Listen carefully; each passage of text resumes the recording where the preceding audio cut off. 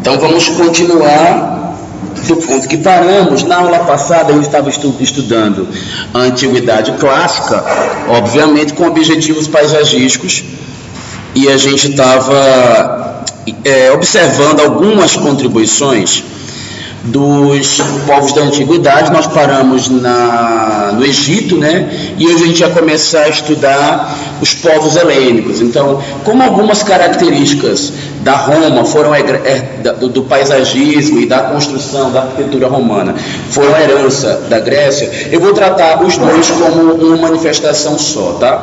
Gente, sempre lembrando que a gente está estudando esses povos não é com o intuito de estudar a história. Nós estamos estudando as civilizações com o intuito de entender o que cada uma dessas civilizações trouxeram de contribuição para as manifestações que nós temos contemporaneamente, para você saber como que você pode utilizar cada uma das soluções que esses povos deram para resolver problemas contemporâneos, tá? Então, essas heranças que eles vão deixar para a gente são importantes. Bom, o caso das civilizações helênicas, ele tem uma característica um pouco diferente do que acontecia lá no Egito. Eles, inclusive, eram muito influenciados pelos egípcios em termos de arquitetura, em termos de lançamento paisagístico. Porém, os povos helênicos, eles tinham uma natureza muito bélica. Portanto, eles não faziam grandes investimentos em suas áreas externas, até porque o paisagismo típico desse local, ele era uma coisa que tinha a ver com a implantação da arquitetura em pleno ar livre. Então, eles tinham um voto de adoração ao amor à vida, à integração com a natureza. Isso a gente vai ver em muitos dos povos. Os chineses também, de uma maneira diferente, acabam tendo um pouco disso também. Mas eles vão se diferenciar dos egípcios principalmente porque a maioria das implantações deles aconteciam em terreno acidentado. Por que eles preferiam os terrenos acidentados? Porque estar em localização alta é um privilégio em relação aos povos que poderiam estar invadindo as suas novas conquistas, suas novas áreas de conquistas, né? Então eles tinham o hábito de atacar uma região, ocupar aquela área e ampliar o seu império, o seu domínio. Então era muito comum estar preocupado também com outros povos que quisessem tentar retomar aquelas regiões que eram dominadas por eles. Então eles sempre se protegiam, fazendo suas construções nas encostas de áreas montanhosas. Bom, então eles aproveitavam muito a vegetação nativa, dentre elas as coníferas. Coníferas são aquela vegetação que a gente vai entender aqui sempre como pinheiro, são chamados de pinheirinho, melhor chamar de conífera, porque é um termo mais apropriado em paisagismo, tá? Não chamem pinheirinho que está errado, porque cada pinheiro tem uma espécie, uma família diferente, a gente deve saber diferenciar. Eles tinham pouquíssima preocupação com o planejamento do que ia ser feito no paisagismo. O importante era implantar arquitetura no meio e parecer que você estava no meio da natureza. O jardim helênico ou greco-romano, ele meio que era um jardim que adentrava as edificações e ele participava da construção do recinto.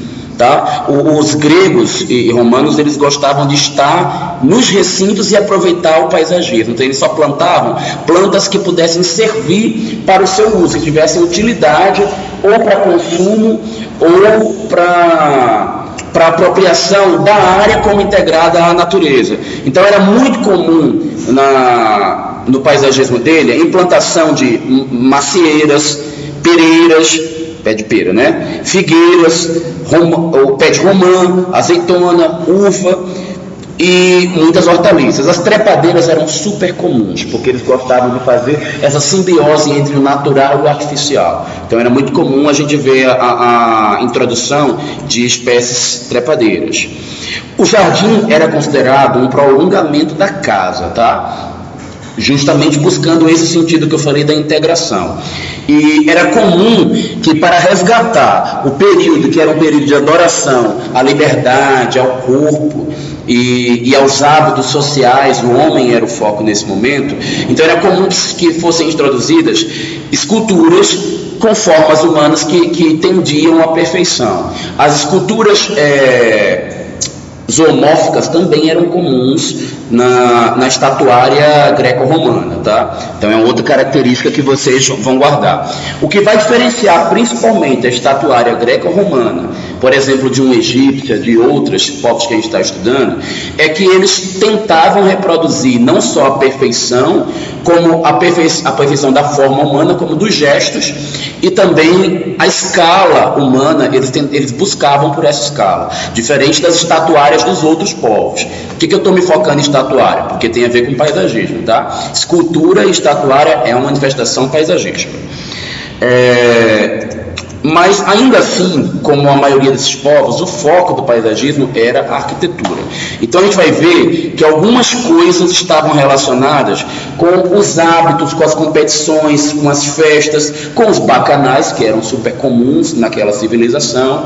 Então, meio que por exemplo, essas plantas, essas frutíferas, os pomares que eram colocados, eram para regar com bastante conforto e sabor as festinhas sexuais que aconteciam rotineiramente na civilização romana, na grega também, né?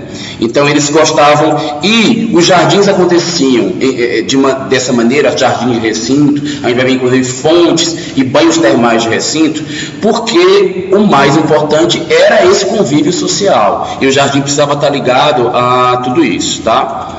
Eles não tinham nenhuma preocupação com simetria nem com uniformidade, tá? As manifestações paisagísticas greco-romanas, elas eram irregulares, aconteciam em topografia irregular também, a topografia era acidentada, o local onde eles colocavam, e normalmente se mesclava vegetação natural com frutíferas, porque tinha utilidade para eles. Não se fazia muito aprimoramento não, tá? Agora, as esculturas e os elementos arquitetônicos externos, eles tinham importância muito grande na composição paisagística. Mas algumas outras coisas que não eram somente frutíferas, como por exemplo, as murtas, os buchinhos, o louro-anão e a era, que é um outro tipo de trepadeira, também iam aparecer compondo esse tipo de jardim aí, tá?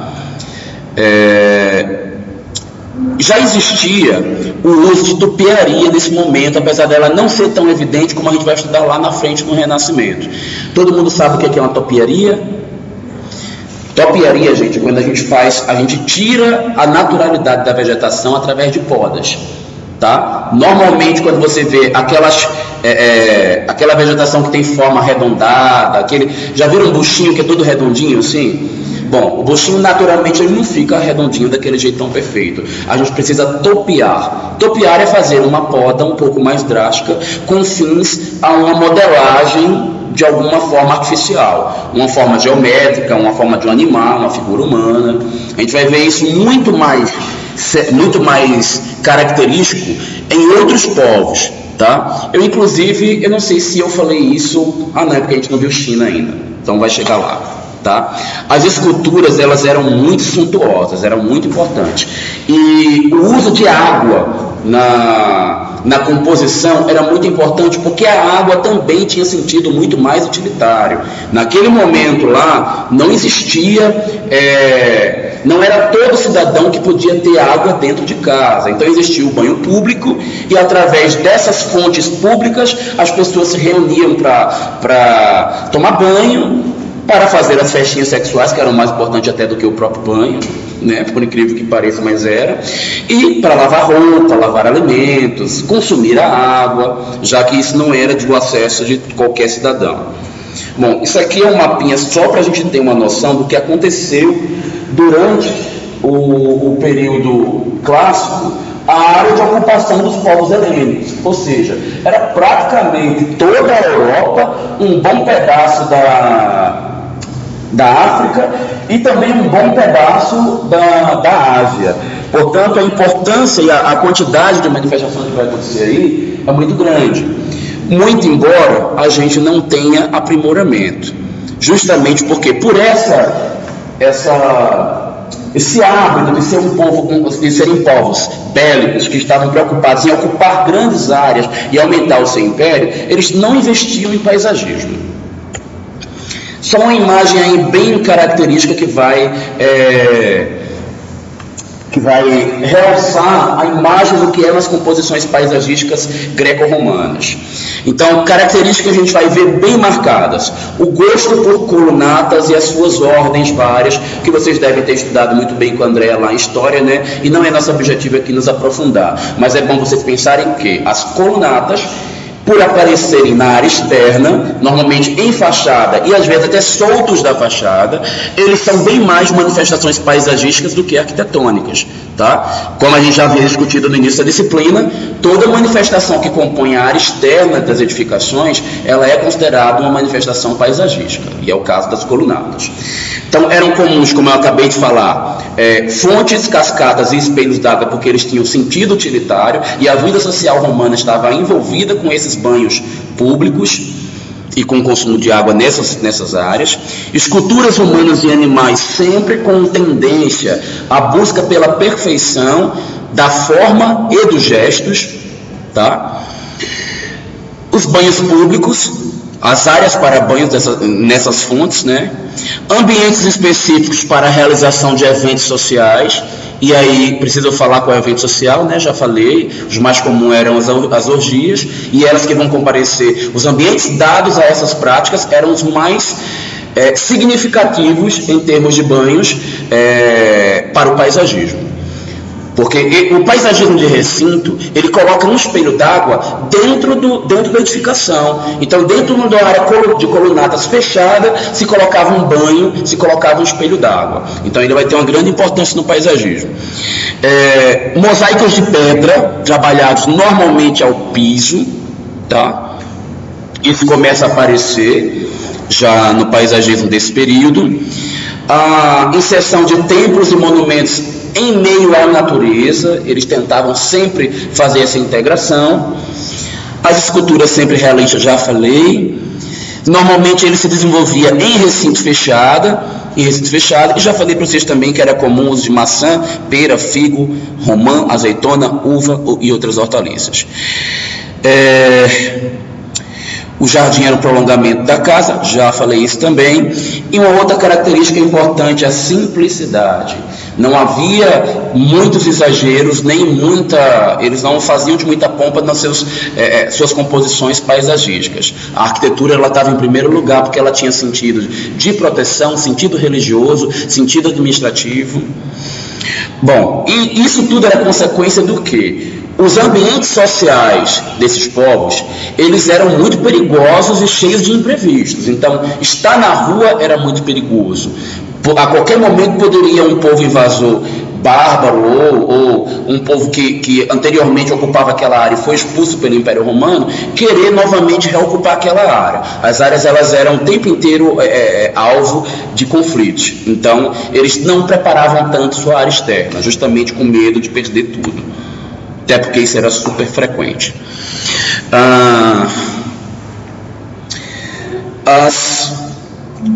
As colunatas, elas vão aparecer como características, está aí para vocês, né?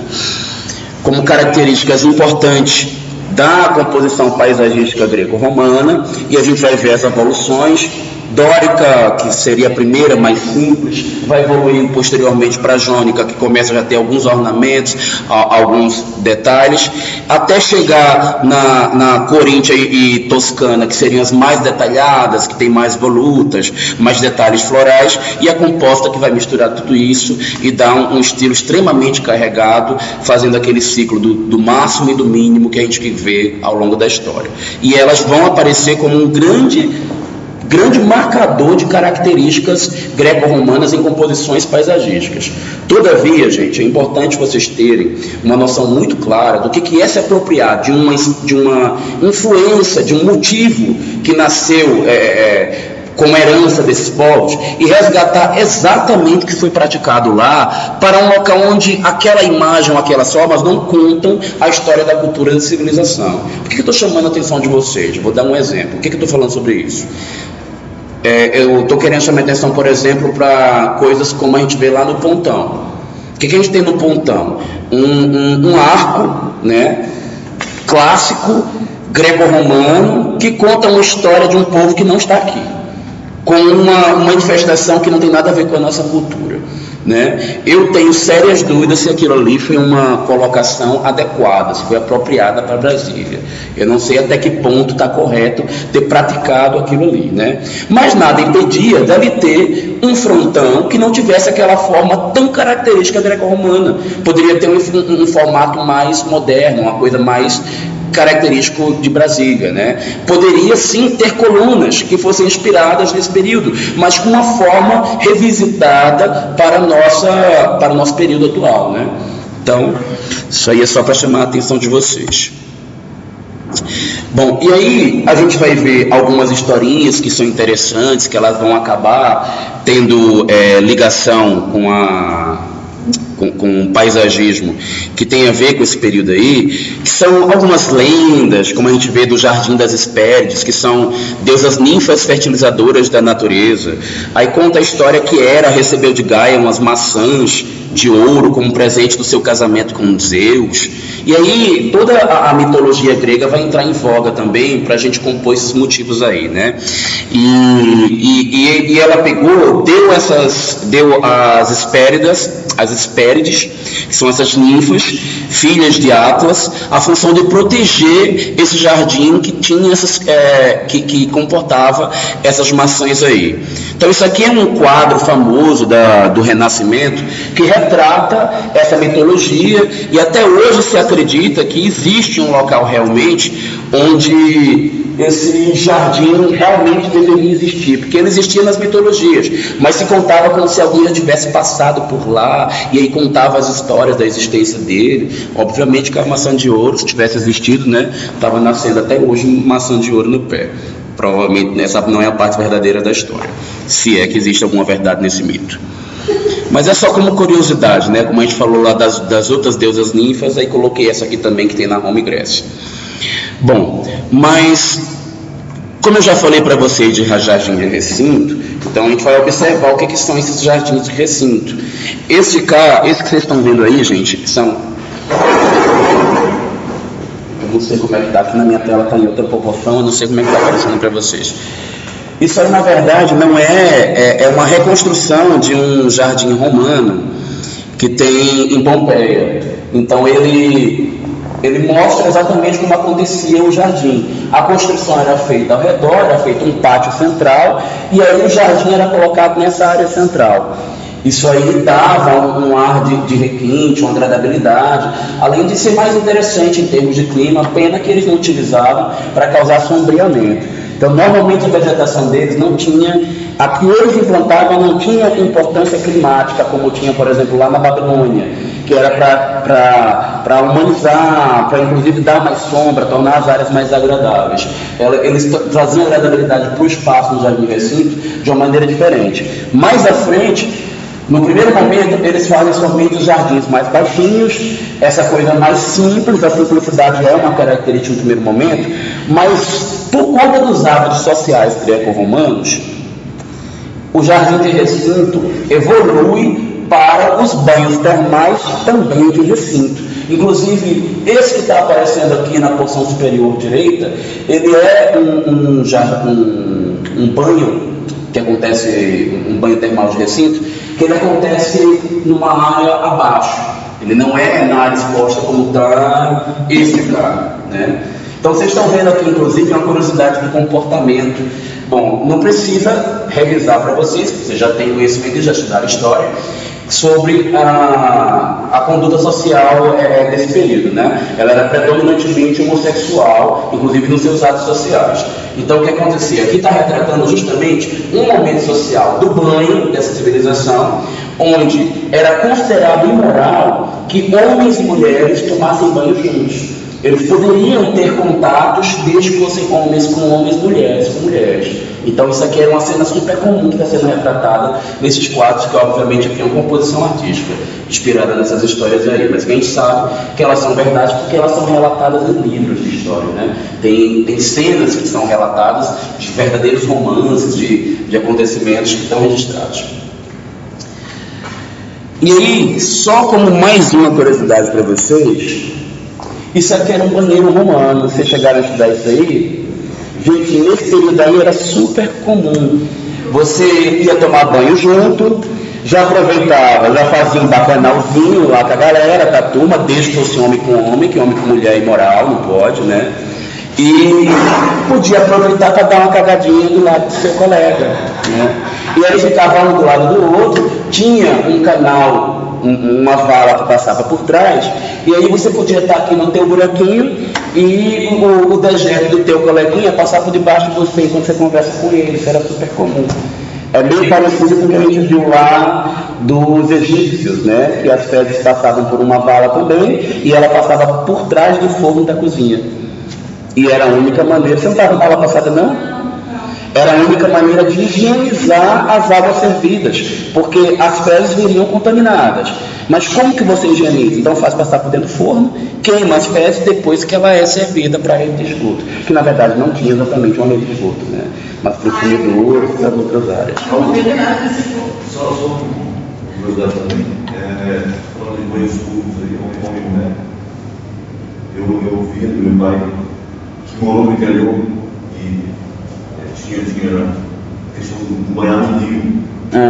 E aí tinha um porto direcionado aos homens e o porto direcionado às mulheres. Quer dizer, hoje em dia também ainda se pratica essa. Na cultura turca, inclusive, tem a história do banho turco, né? Acontece desse jeito também.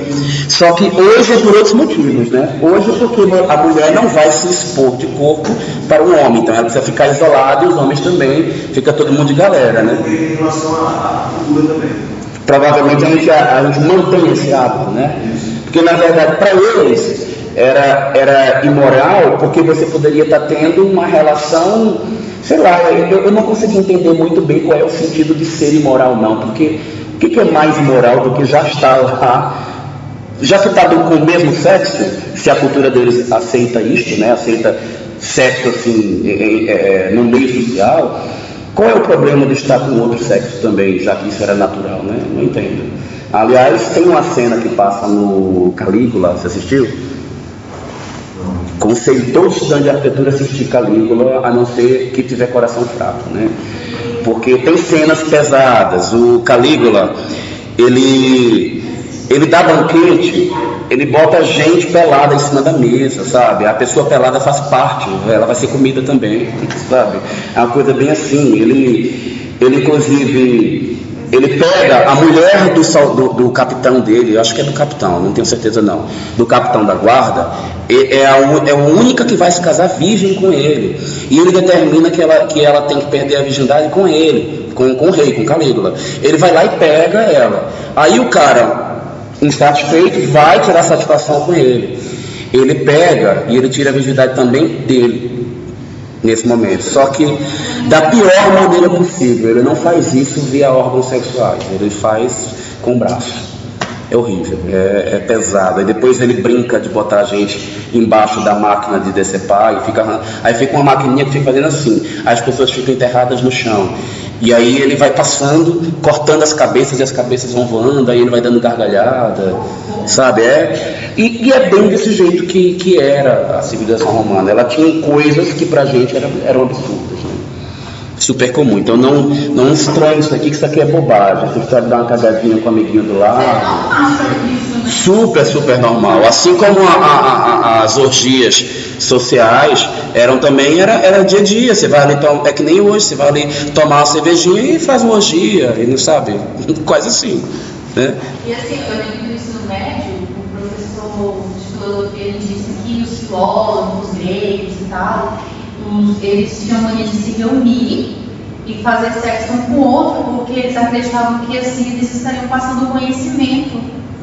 Olha, não é bem assim a coisa. Deixa eu desmitificar um pouquinho. Olha, qual que era a base da cidadania greco-romana? Era você ter conhecimento sobre filosofia, matemática, artes, vários outros conhecimentos lá, e normalmente alguém que é mais velho vai te passar esse conhecimento. Só que este alguém que é mais velho, ele é seu tutor. e que ele vai conviver com você, vai te ensinar filosofia, história, matemática, arte, seja lá o que for, mas ele também vai torar o seu toba. A coisa é bem desse jeito, entendeu? Isso era comum, você estava demonstrando o seu senso de patriotismo quando você era adotado por um tutor mais velho, e ele ia pegar o seu toba enquanto você não se tornava adulto. Porque quando você se tornasse adulto, você ia ter seus próprios adolescentes para você torar. Ou seja, era pedofilia, né? Que na época, depois, passou a ser chamado de pedofilia.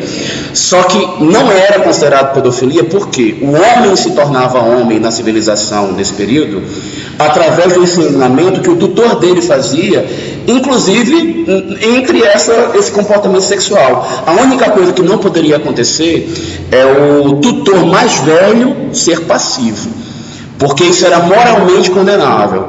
E, por exemplo, um rei, ele poderia ter sexo com quantos homens ele quisesse, desde que ele fosse ativo. Se ele fosse passivo, era considerado imoral, porque quem tem maior poder ou maior conhecimento, ele precisa ser ativo.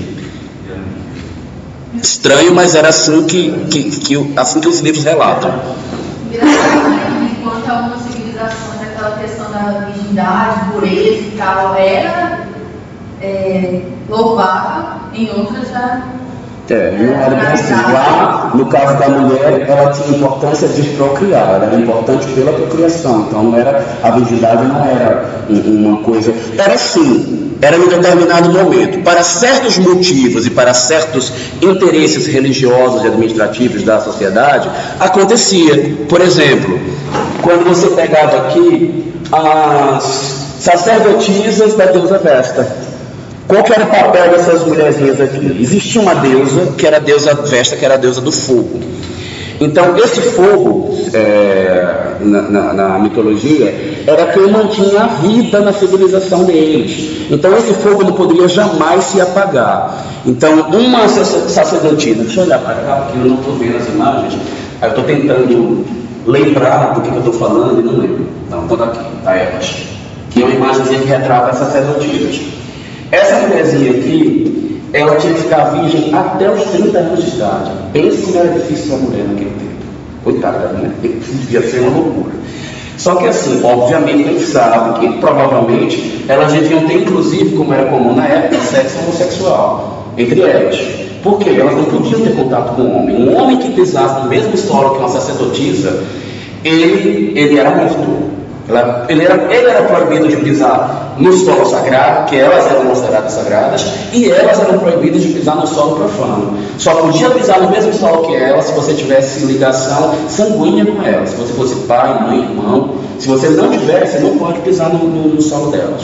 Você é morto. Isso era lei. Elas também eram mortas em duas situações. Se ela pisar no mesmo solo que um homem, não pode. E se ela deixasse o fogo da rainha, da deusa Vesta, apagar. Agora ela tinha uma vantagem. Aos 30 anos de idade, ela deixava de ser sacerdotisa. E ela podia escolher o homem que ela quisesse para se casar. Todos os homens da sociedade ficavam à disposição para dizer: eu quero esse, quero aquilo, quero aquele. E normalmente eram homens poderosos, ricos, fortes, desejados, que elas tinham o direito de escolher. Então tinha assim também, só que era uma outra conotação que eles tinham, né, naquele período. E aí, só para exemplificar para vocês a importância das manifestações que vão acontecer por conta dos eventos sociais, como os eventos que tinham me fugiu o nome agora, as lutas de brigas, e aí eles criavam essas áreas aí. Os arcos que eram erguidos quando acontecia a ocupação de alguma cidade. Então toda cidade tinha esses arcos nas suas entradas.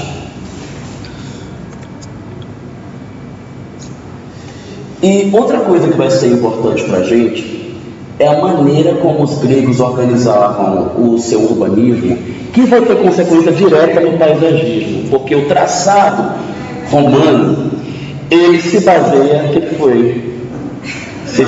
Maria já viu ou não que... Eu passei que mostrou. O que ela viu?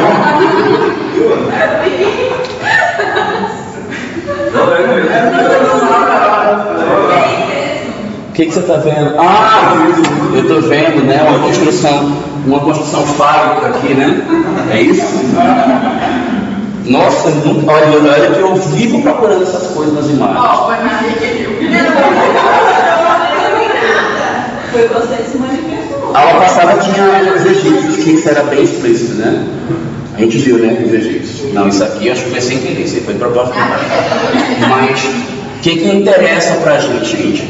A convivência social romana, e na verdade herdada já dos gregos, ela traz conceitos de socialização que até hoje são fundamentais para o projeto de praças.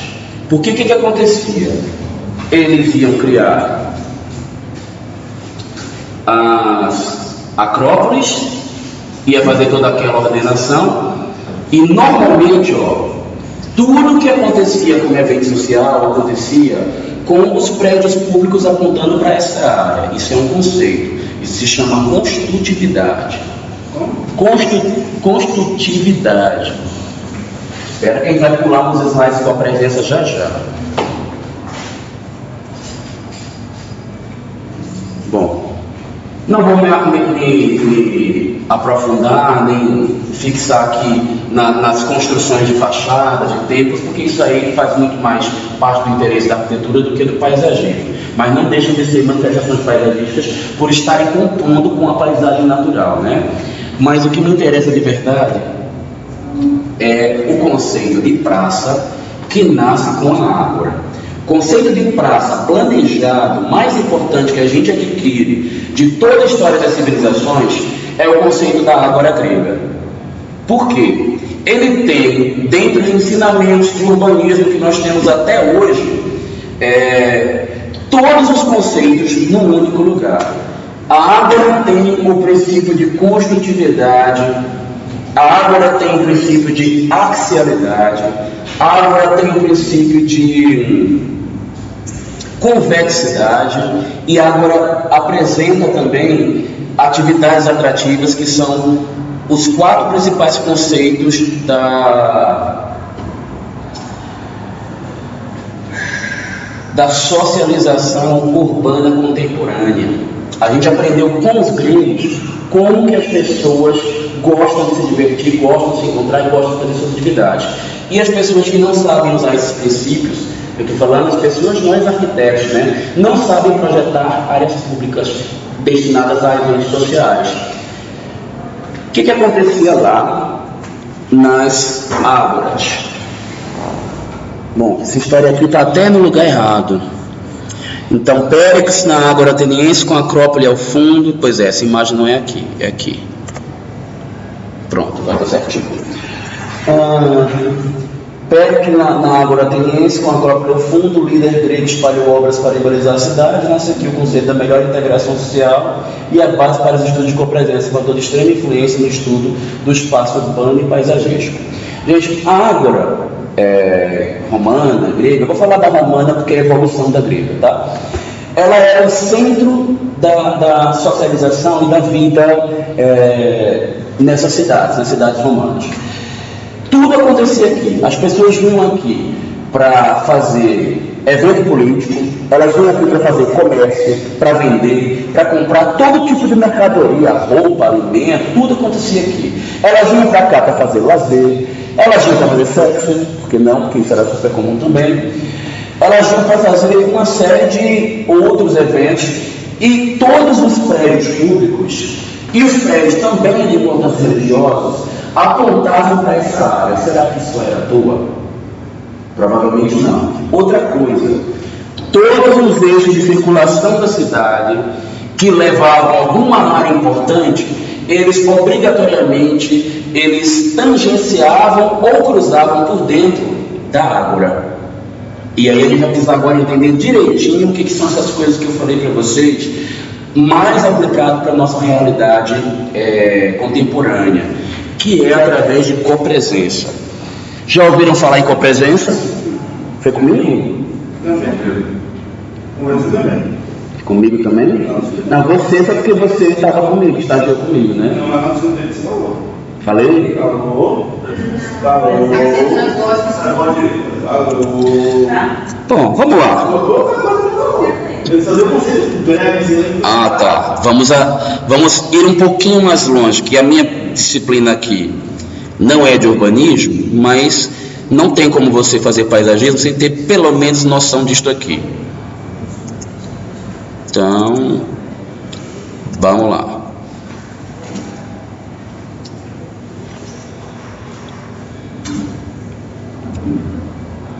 Deixa eu ver se eu consigo botar aqui, que está longe nos slides.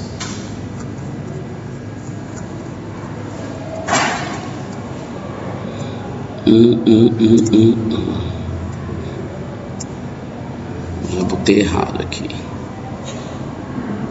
Pronto, deu.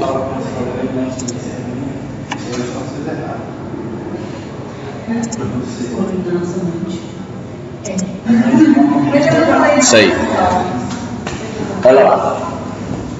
Resumidamente, gente, os principais tópicos importantes para quem quer projetar espaço socialmente utilizado pelo ser humano. Essa é a via. Primeiro, o que é copresença? Copresença, gente, é uma sub-área da arquitetura que está preocupada com a socialização humana. Os espaços tendem a ser mais úteis ou menos úteis para a convivência social quando a gente vai lá na forma e mexe em determinado parâmetro e a gente preconiza que certas características dessas aqui aconteçam ou não a partir do que a gente mexeu na forma. Como chegar em cada uma delas e qual a importância de cada uma delas? Então vamos estudar cada uma delas separadamente. A primeira, constitutividade. Gente, a constitutividade, ela tem relação com a quantidade de possibilidades de acesso que uma pessoa tem ao adentrar um espaço. Tudo isso aqui, gente, é para dizer assim, se tem ou não essa característica, o ser humano quer ou não ir para esse lugar, ele quer ou não permanecer nesse lugar, ele se sente ou não atraído a estar nesse lugar. Por isso que a gente está falando tanto nisso. Por quê? Praça, vocês já devem ter visto várias. E vocês não viram que a maioria delas tem tendência natural a ficar vazia, ninguém querer usar e ficar depredada e mal utilizada? Quando a praça não é importante para o ser humano, a gente esquece e ela vai ser depredada. No mínimo, ela vai virar alvo ela vai ser acolhida pelos marginais. Vai virar um local de prostituição, de droga, seja lá do que for. Então a gente precisa fazer com que o ser humano queira usar o espaço. E eu estou usando praça como exemplo, mas isso serve para tudo, gente. Na vida de vocês como arquitetos, se vocês não souberem copresença, provavelmente vocês não vão saber projetar nem arquitetura, nem urbanismo, nem paisagismo corretamente. A constitutividade, ela diz o seguinte: quanto mais aberturas ou possibilidades de acesso para o ser humano existirem no espaço, maior tendência natural ele tem a atrair as pessoas para socializar. Vamos ver se isso aí não é verdade a partir dos exemplos mais concretos. Qual é a parte da casa que costuma ter mais gente? Sala e cozinha. Certíssimo, vocês estão. Se a gente for apelar para o ponto de vista da constitutividade, vai dar certinho. Normalmente sala tem quantas possibilidades de acesso? Gente, é no mínimo 3. É 3 no mínimo. Um acesso vindo da parte de serviço, uma vindo da parte íntima e uma vindo da rua. Normalmente, as salas de quem tem um poder aquisitivo um pouquinho maior, ela tem vários acessos. Tem um vindo da área de lazer, tem uma que vem da sala de jantar, outra que vem, sei lá, de vários locais. Tá? Então, salas de pessoas que têm poder aquisitivo maior, que são dadas ao social, elas têm 5, 6 possibilidades de acesso. Ou seja, 5 ou 6 constitutividades. Tá? Lembre-se bem disso daqui, porque vocês vão começar o primeiro estudo de vocês fazendo essas coisas aqui no projeto. Fala. Dá o conceito disso aí. Redondinho? Está escrito aqui, ó. Cadê? Possibilidade de acesso, constitutividade. Eu botei aqui no slide, super resumido, para você não ter que pensar muito. Só a palavra-chave do que é aquilo, qual a utilidade daquilo para você. Tá? Então nos slides já está bonitinho. Convexidade. Gente, convexidade é a característica que o espaço tem de fornecer ao ser humano a sensação de estar fechado e de proporcionar os encontros frontais entre os usuários. O que isso quer dizer? Se eu estou numa área onde eu não tenho sensação dos limites dela e é tudo aberto, eu não me sinto protegido por essa área. A minha tendência é não querer ficar aqui, é sair. Não acontece numa praça que é toda aberta, não tem nada fechando ela, você não fica lá, você passa direto, né? Então, convexidade funciona muito bem para que você se sinta protegido. Se você chega numa área, por exemplo, vamos dar um exemplo de uma escala maior, shopping, para convexidade, a área de alimentação. Não é chato se você está no meio de um monte de área aberta, as pessoas passando para lá e para cá. Não é muito melhor se você sentir que as paredes estão fechando e você está numa área reservada para você. Inclusive, quando você está no meio do local que é aberto, você sai e vai para o cantinho para você ficar no espaço mais convexo. Isso é natural, gente. Isso é comportamento natural do ser humano. Isso é científico, isso que eu estou falando. Existem pessoas que estudam arquitetura, que fazem tese, que ficam só experimentando. Se botar tantas aberturas, olha para onde as pessoas vão, para lá, vai para cá. Se fazer mais fechado ou mais aberto, a pessoa vai para onde? Ela fica onde? Ela faz o quê? Então, tudo isso aqui está no âmago da nossa atuação. O arquiteto tem que saber isso aqui na ponta da língua. Tá? Outro exemplo de construtividade, gente, a questão da quantidade de acessos que tem no shopping. Isso não é bem claro o entendimento disso. Vocês já perceberam quantas portas existem para entrar no shopping? Sempre é um monte. Normalmente é mais ou menos 5. Todo shopping tem umas 5 portas de entrada. Tá? Por quê? O dono daquele espaço, obviamente, ou o projetista daquele espaço, ele não é burro, ele quer a maior quantidade de pessoas possível. E se ele for inteligente, ele projetou para que as pessoas tenham tendência natural a querer estar ali. E aumentar o nível de construtividade aumenta o grau de socialização, ou seja, a presença de pessoas. E vamos pensar mais. Quando elas já estão dentro, vocês vão perceber que tem áreas que ficam mais pessoas umas do que as outras. Sabe onde essas áreas? Onde tem um monte de loja com as portas dando para frente dessa área. Naquele local tem muita gente acumulada. Nas praças de alimentação, as lojas têm tendência natural a ser estreita e comprida, para que você tenha várias construtividades uma do lado da outra e conduzir as construtividades tudo para o meio e fica entupida de gente. Mas a praça de alimentação não é só por conta de construtividade que ela fica cheia, não. É por convexidade. É por axialidade também. Não é por axialidade. A axialidade é uma coisa que ela contraria, que a gente vai ver daqui a pouco. Mas ela tem quase todos esses princípios aqui, ó, estão atendidos na praça da alimentação. Por isso que ela funciona bem. Praça que funciona mal, normalmente, ela tem só um local para entrar e às vezes o próprio local de entrar é o de sair. É péssimo. Essa praça normalmente está vetada à morte. E ela, normalmente, ela também é toda aberta. No máximo, ela tem árvores nas extremidades. Mas árvore não configura convexidade tão bem quanto um espaço do sólido construído. Para atender qualquer um desses quesitos aqui, gente, a vegetação ela só funciona bem quando ela é uma vegetação muito densa e usada com bastante ênfase. Mas, normalmente, o que faz isso aqui tudo funcionar bem é um elemento construído sólido no meio da composição. Tá? Então fixem bem isso, porque a árvore ela pode comparecer como um tronco fininho delgado e o volume está lá em cima e você está convivendo com a sua escala, que é essa aqui. E se essa escala aqui não tem volume, você não se sente protegido por ele. Agora, se eu botar 30 árvores uma na frente da outra, os troncos se sobrepõem e vai acabar dando uma sensação de fechamento. Entende? Então por isso que com a vegetação é bem mais difícil fazer essas coisas aqui. Eu estou chamando a atenção da vegetação porque a nossa disciplina está focada em paisagismo.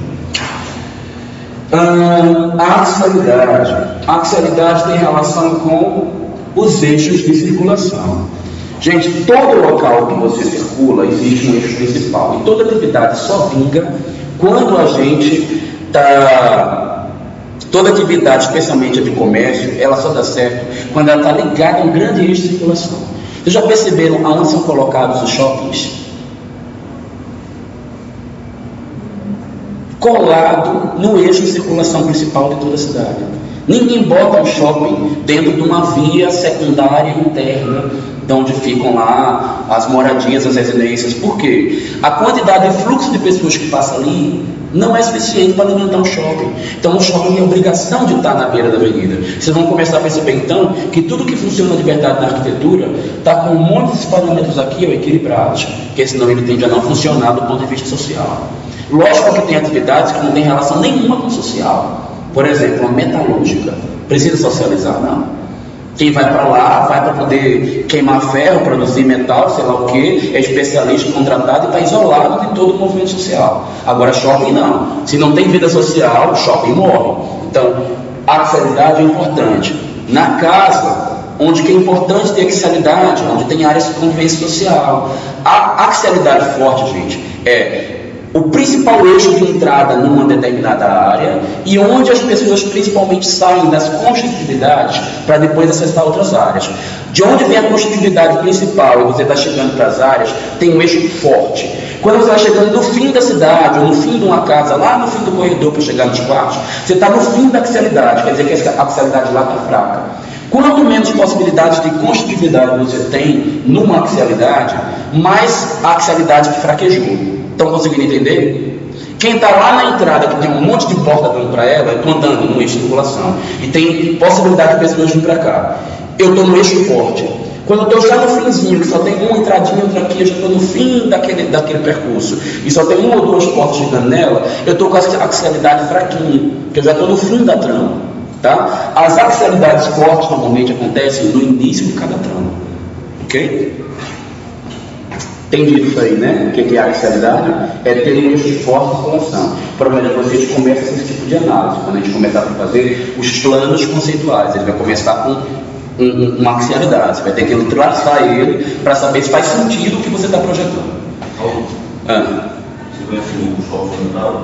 Estava antigo, não fui lá ainda não. Não, mas sabe onde ele é localizado, né? Você acabou de dizer. Eu soube porque eu vi a propaganda.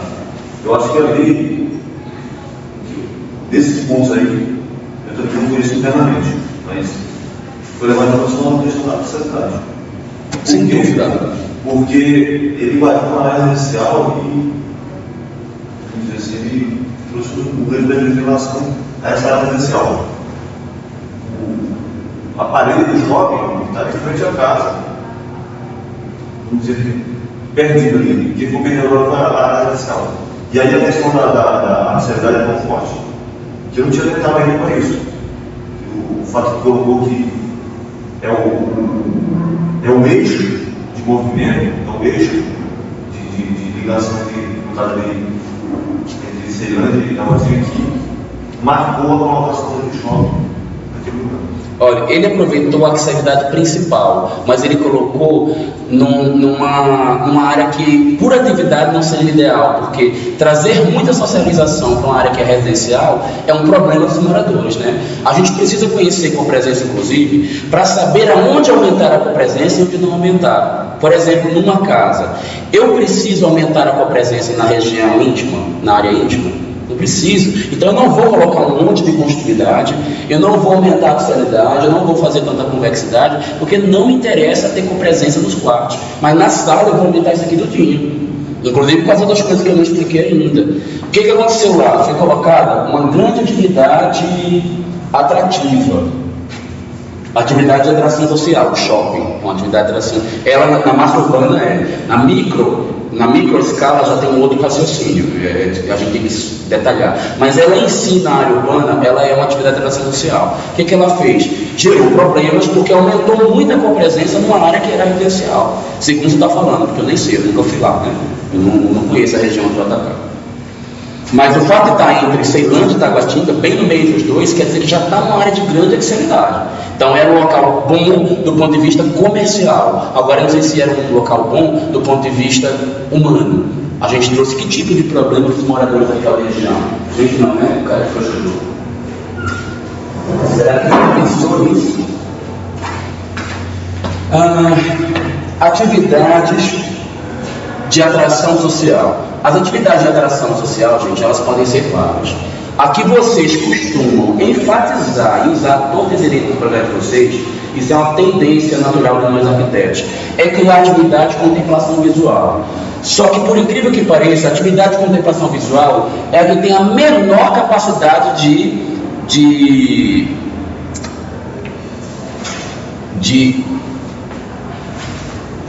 a menor capacidade de geração de copresença de todos os outros. Gente, qual que vocês acham que é a atração, que é a atividade de atração que tem o maior poder de copresença?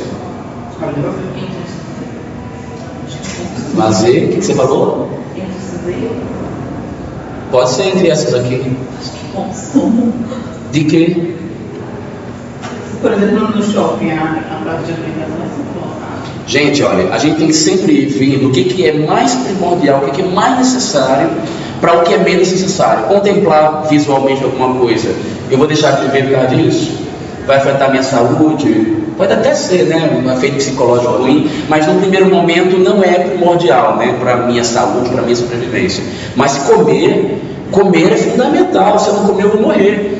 Então a atividade mais forte de toda é a de consumo de alimentos. Na sequência, vem outros consumos. Por exemplo, roupa não é igual a alimentar, mas ninguém anda pelado. Eu preciso ter roupa. Então ela é fundamental. A atividade de consumo de vestuário, por exemplo, é super forte. Diversão é importante, mas será que é tão importante quanto roupa e alimentação? Então não vai ter um poder de compreensão tão grande quanto esses consumos básicos que eu falei. Proteção ambiental é importante, porque se eu não posso tomar sol, eu vou andar por debaixo da árvore. Se tiver uma proteção para eu andar e estiver chovendo, eu só vou andar na proteção. Se eu tiver uma praça e eu vou atravessar daqui para o outro lado da cidade, se eu for por outros locais, eu estou no chuva, mas na praça tem a passarela, tem a proteçãozinha de coberta para eu passar para o outro lado. Por onde eu vou? Lógico que eu vou pela praça.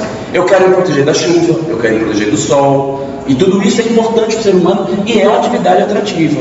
Na Europa acontece o contrário. Eles abrem a praça, não colocam a árvore, fazem um cimentadão claro para poder o sol bater e esquentar, porque lá é frio. E querendo ou não, lá gera uma atração social. As pessoas vão para lá para tomar sol naquela área, porque está frio. E como a umidade em alguns locais lá é baixa, quando se coloca água, também é uma atividade atrativa, porque a umidade que está baixa, ele vai lá para poder compensar a umidade, e daí eles colocam esguichos d'água no chão. Comum. Deveria a gente ter aqui isso aqui também. A gente só coloca na fonte e sai dentro da fonte, né? A gente não aprendeu a fazer esguicho ainda, que é mais barato e não dá manutenção. Só precisa ligar lá, já cai na carinha, não precisa ficar aquela coisa cheia de água renovando, não enche de louco tomando banho, né? Se jogando pelado ali dentro, né? Para sair do YouTube. Enfim, é uma possibilidade. E outra coisa que a gente precisa ter atenção. Qualquer uma dessas coisas que a gente provoca aqui aumenta com presença, a gente determina se o espaço ele é mais público ou se ele é mais privado. Eu não posso aumentar, por exemplo, a copresença numa sala de chefia, concordam? Eu não quero socializar ele, eu quero que ele seja privado. Então o que é que eu faço? Eu reduzo a quantidade de constituições, eu boto ele no fim da trama, no fim do eixo de circulação, para poder reduzir o potencial social dele para ficar privado. Quarto de casal, eu posso aumentar a copresença? Eu posso botar no início da oficialidade? Não, porque ele é mais privado. Então eu vou sempre pegar essas coisas todinhas e reduzir. Tem gente que pega e faz assim: eu quero uma porta do meu quarto para a área de lazer. Ele esquece que ele vai aumentar o poder de copresença do quarto dele e as crianças vão sair da sala para dentro do quarto para poder ir para a área de lazer, porque você colocou o quarto no meio da atividade principal para o lazer. Ou seja, tem uma circulação principal cruzando pelo quarto. Ele vai ter tendência às pessoas transitarem ali dentro. A gente não faz esse tipo de lançamento se o objetivo é o quarto ficar privado, porque tem família que está bem aí, né? E entra e passa e vai, só que o risco de estar no bem bom e a criançada entrar gritando, tomar um susto, levantar lá com tudo exposto, vai rolar, né? Então a gente evita esse tipo de situação, se é que é um pedido da família.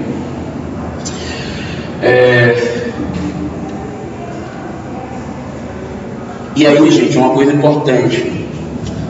Bom, se a gente quer fazer com que as pessoas usem o espaço, a gente quer aumentar a socialização, que é a tendência. Praça de alimentação é social. Gente, toda vez que você pega e dificulta o acesso a alguma coisa, você reduz a copresença por acessibilidade. Só para vocês terem uma noção. Se você pegar um piso, tem uma sala, tá? Uma sala para usar.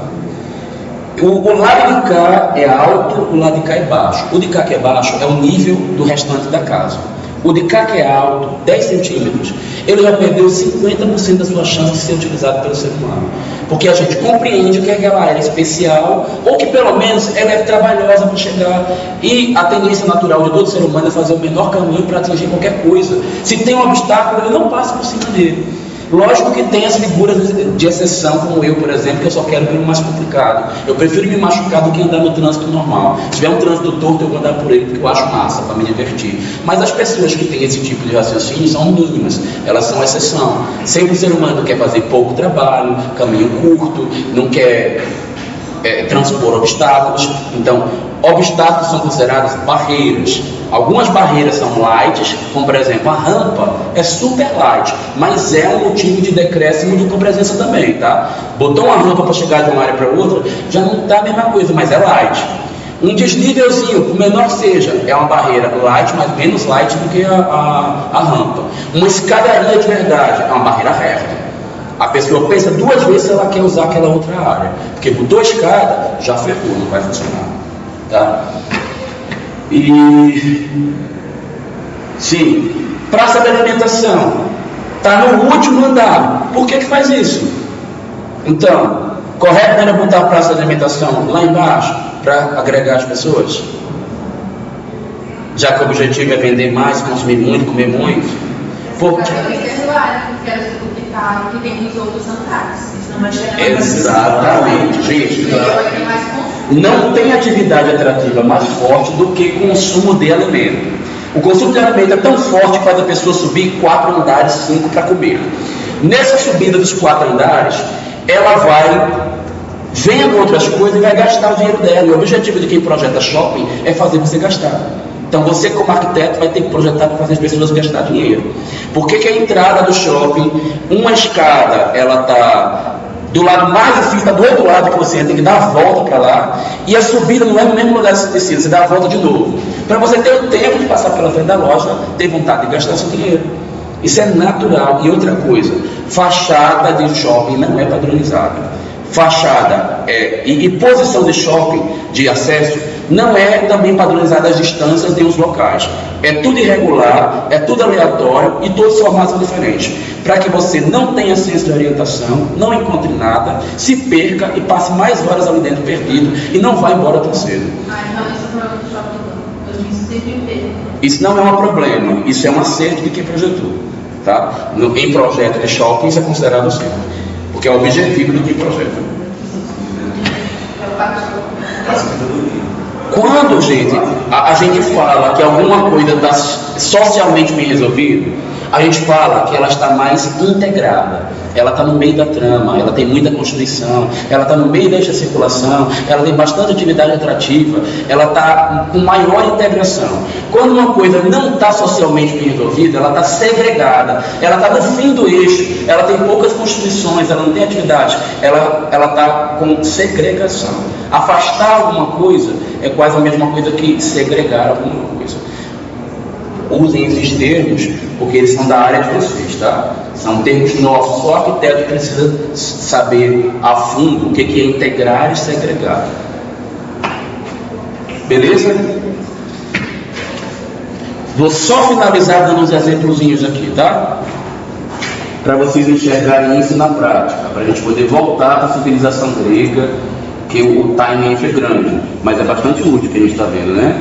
Como a gente não está em aula de arquitetura, eu não vou botar muitos exemplos de edificação, vou passar rápido por eles, mas ó, a forma mais convexa possível e boa para a socialização é a redonda. Por quê? Você induz todo mundo a ficar todo mundo de frente para o outro, tá? Mas o quadrado também é muito bom para a socialização. A melhor área para você ter convexidade no espaço é no meio, e as pessoas estando uma de frente para a outra, elas socializam. Quando você mete qualquer coisa no meio da socialização, você ferra com a presença do ponto de vista da convexidade. Porque convexidade é quando o espaço tem tendência a ser fechado, você se sente protegido, mas ele também está tendendo a socializar, colocando as pessoas uma frente à outra. Quando você evita que uma pessoa esteja frente à outra para socializar, você quebra e você segrega os grupos sociais. Certo? Por isso que eu ensinei o termo agora há pouco, a gente entender o que é isso aí. Então, ó, as composições que ele vai estudar no Renascimento, logo logo, vocês vão ver, elas têm erros de copresença para a socialização, só que lá é de propósito. Nas praças renascentistas, ninguém quer encontrar ninguém. Aquilo ali é jardim de duque, de lorde, tá? de um grande monge. Aquilo é para exibir poder, é para você passar rápido e não fica muito aqui não, para não acabar com o meu jardim que está bonitinho. De preferência, vamos lá para cima da torre do castelo para você ver como eu sou poderoso. E a gente olha de longe e acha lindo e passa. Okay? Quem faz um negócio desse aqui no meio, achando que isso aqui é contemplação visual, é atividade atrativa também, tá? Também pelo fato de água pode ser atividade atrativa de proteção ambiental, pela umidade e tal, mas a escala que está aqui não vai demonstrar tanto isso. Mas quem faz isso aqui, se fez uma contemplação visual para dar mais sua presença, ferrou o projeto, porque nenhum retardado chega aqui e fica lá uma hora olhando para aquele negócio, porque ele mal chegou, olhou, já entendeu o que tem ali, né? A não ser que ele esteja com um problema, está com uma depressão, coitado, que ele vai ficar ali sentado horas, curtindo a força dele, ele olha para esse negócio, acha bonito, prazer, tudo bem, vai embora, né? Agora, o ruim é que essa praça seria muito útil para atravessar do outro lado da cidade.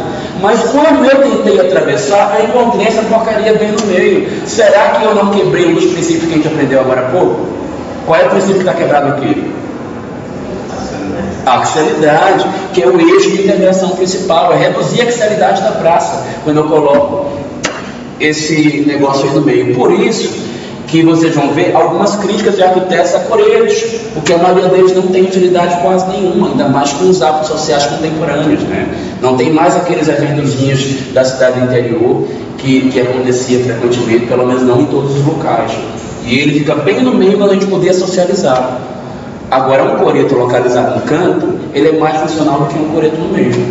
Até porque, se eu estou fazendo algum tipo de manifestação pública, social, política, artística, sei lá o que eu aqui no meio, quantas pessoas estão lá atrás de mim, tentando me ver e não estão me vendo, né? Ou elas nem estão, a metade da praça para trás está desocupada porque está todo mundo na frente.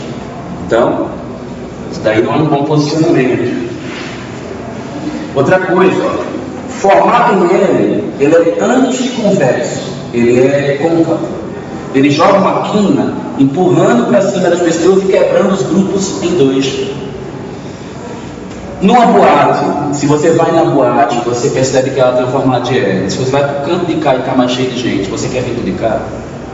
Não quer. E o dono de boate inteligente, sabe o que ele faz? Ele coloca uma divisória aqui no meio, que ela seja removível. No dia que bombar a boate toda, ele tira e enche. No dia que só bombar de um lado, ele fecha aqui e só deixa funcionar o lado que está cheio. Porque boate que não está cheia não bomba e a pessoa vai embora. Ela disse que a boate estava uma merda, não bombou, e depois fala para todo mundo, e final de semana que vem, ninguém quer ir para a boate mais.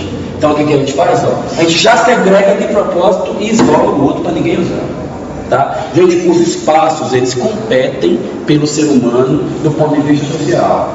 Se você tem uma área que é mais atrativa, é protegido do sol, é mais gostosa, tem atividade, tem não sei o quê, você vai ficar indo para outra que não tem essas coisas boas, você só quer vir para de cá. E o grande massa de pessoas vai para o mesmo lugar. O que eu estou querendo dizer para vocês é que ao projetar coisas interessantes e agradáveis, que a tendência, que a intenção é fazer com que as pessoas vão para aquele local, procure criar tudo naquela região, porque se você criar uma aqui e outra lá, a que for melhor ganha, e essa de cá vai para o lixo e essa de cá bomba.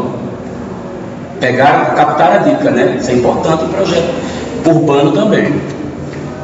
Isso é um conceito urbano que vale muito para projeto de praça e para urbanismo. Vai valer a mesma coisa na residência, tá? Complicou demais, o ambiente vai ficar privado. Botou no fim da axialidade, ele vai ser privado. Botou muitas construtividades e bem no eixo de circulação principal, que é a entrada, onde o eixo está bem forte, ele vai ser super utilizado social, vai ter cheio de gente aqui. Minha mãe adora uma sala dessa aqui. Minha mãe adora casa cheia de gente, gritando, fazendo bagunça, falando besteira, xingando palavrão, gente pra cima, gente sentada no tapete, na cadeira, na mesa, dando pirueta. Ela adora isso. Minha mãe ama, você quer ver ela feliz, é tudo isso acontecer. E aqui aconteceria, minha mãe ia ficar super feliz nessa casa. 1, 2, 3, 4, 5, 6 com essa daqui, ó, 6 construtividades, muito massa. Ainda pode jardineiro que está dando manutenção àquele jardim cético para cá também, para confusão. Não vou me estender muito nisso aqui, porque a gente não está na aula de arquitetura. O que era importante para a gente já deu, nem vou falar de urbanismo. Isso aqui eu deixo para as aulas de projeto, mas o que eu estava falando para praça que é importante para a gente. Convexidade aqui, gente, está boa, porque existem prédios públicos fazendo massa para fechar áreas de protegido. Aqui, a convexidade, para essa área aqui, não está tão boa, porque a árvore não fecha tão bem. Mas se tiver prédio aqui e prédio lá de cá, a praça fica com uma boa convexidade. A axialidade daqui é boa, porque tem uma grande gesticulação tangenciando a praça, ela vai ser massa. Se tivesse pelo meio, mais ainda, só que a gente sabe que passar pelo meio segrega as duas áreas. E aí um lado vai ganhar em relação ao outro. Qual é o mais interessante? Então não é bom segregar, por isso que a gente tangencia no caso de uma praça. Aqui, ó, para o ponto de vista da convexidade, foi colocado um elemento bem no meio, quebrou a copresença. Não é tão bom quanto se fosse deslocado para outra área. Aqui, por que essa praça, gente, ela é vazia o tempo inteiro? Porque, pela questão da constitutividade, tem muito poucos acessos. Aqui só tem um acesso, o de quem vem e o de quem vai. Praça para ser boa, tem que ter muitas constitutividades. Axialidade. Quem abastece a axialidade são as constitutividades, concorda? Quanto mais constitutividade, bem no finzinho da circulação, onde todo mundo estaria abastecendo, a praça está. Se essa praça estivesse aqui no meio, contida por esses volumes e cheia de constitutividade, ele funcionaria muito melhor do ponto de vista social. Mas eu acredito que nesse caso aqui, o Niemeyer provavelmente, o Lúcio Costa, não queria socializar, ele queria ver uma coisa simbólica. E algo que é simbólico, que é majestoso, que é poderoso, ele é tão importante que não pode misturar com os outros. Não é por isso que a gente isola o chefe da instituição e não coloca ele no caráter público. Eu acho que ele deve ter feito isso aqui de propósito, porque realmente deu essa coisa da suntuosidade, da importância do isolamento. Mas é uma praça triste para socializar, né? Além do que, ela não tem nenhuma atividade de atração. Não tem consumo de comida, não tem consumo de nada, e nem o contra intempéries climáticas. A gente fica do sol se tornando aqui, desse clima seco do Brasil, né? Se for no inverno, dá para aguentar. No sol fica praticamente cego. Cego, ainda tem esse problema da visão que fica horrorosa.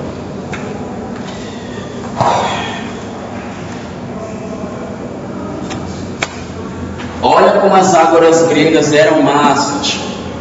Eram massas. Cada passagem por uma coluna dessa, gente, é uma constitutividade. Gente, essa boate aqui bomba. Essa aqui tá massa pra caramba. Por isso que o pessoal vendia, politizava, fazia show, arte, fazia bacanal, orgia, tudo, suruba, aí tudo num lugar só. Porque tudo de bom do ponto de vista social acontecia aqui nessa área.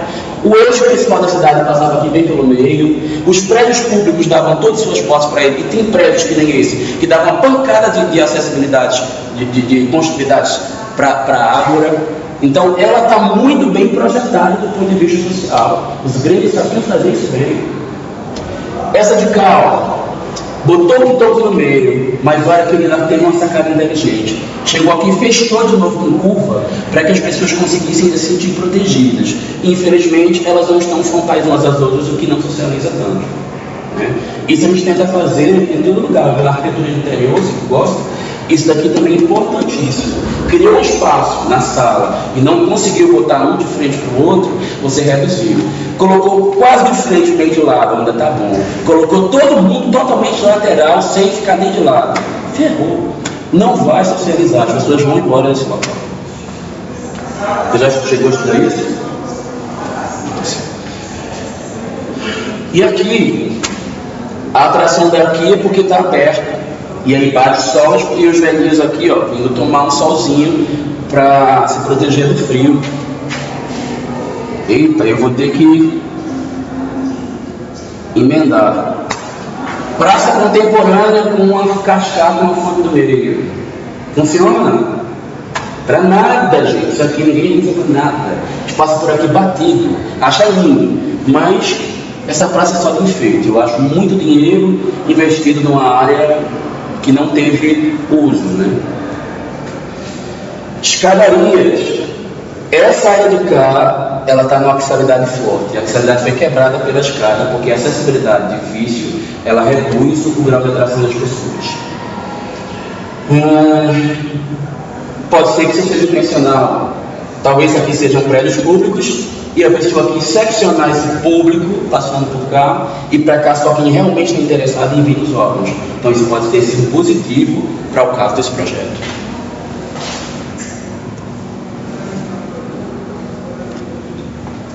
Área de chefia, sempre no fim da axialidade, somente uma constitutividade, ok? Isso é característica importante. Chega. Se vocês quiserem saber conceitos, a minha apostila de arquitetura e urbanismo, que é de outra aula, tem um monte de explicações teóricas para vocês lerem. Dá uma lidazinha para complementar depois para estudar, porque vai ter prova, né? Isso pode cair na prova. Está no site. Apostila de arquitetura e urbanismo.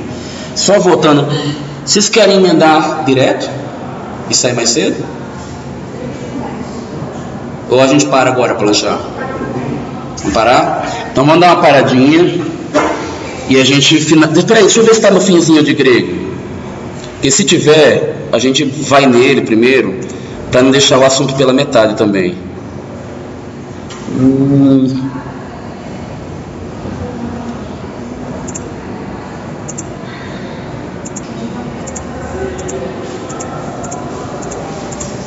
Não, tem muita coisa ainda. Acho que a gente ainda vai perder um tempinho.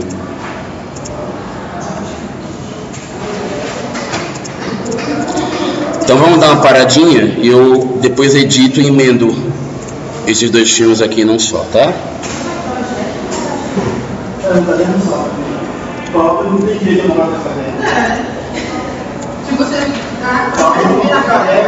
A gente volta já.